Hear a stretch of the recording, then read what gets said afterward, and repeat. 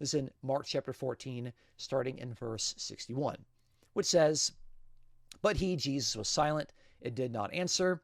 Again, the high priest asked him, 'Are you the Messiah, the Son of the Blessed One?' Jesus said, 'I am he, and you will see the Son of Man seated at the right hand of the power and coming with the clouds of heaven.'" That's Mark chapter 14, verses 61 through 62. All right, so the high priest is asking him, "Are you the Messiah?" In fact, actually, this whole phrase, "Are you the Messiah, the Son of the Blessed One," is word for word what Peter had correctly proclaimed at the climax of the gospel in Mark chapter 8. And so where Peter says it, it's being worded here as a question. So the readers reading it in Greek know that this statement is actually a true statement.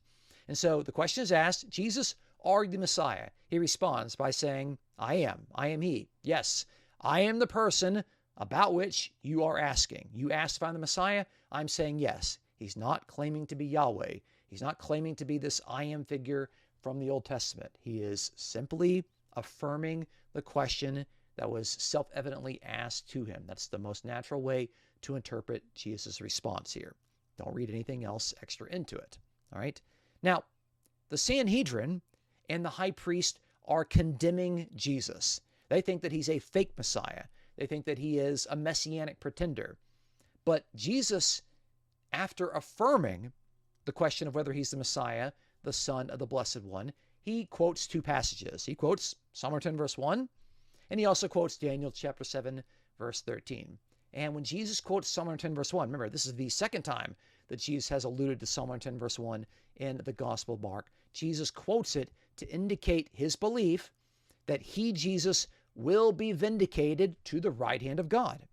Furthermore, Jesus quotes Daniel chapter 7, verse 13 to indicate what has been stated at the end of Psalm 110, verse 1. Remember, at the end of Psalm 110, verse 1, we have, "Sit at my right hand until I make your enemies your footstool."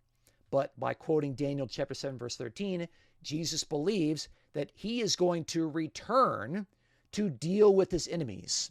Now, who are the enemies?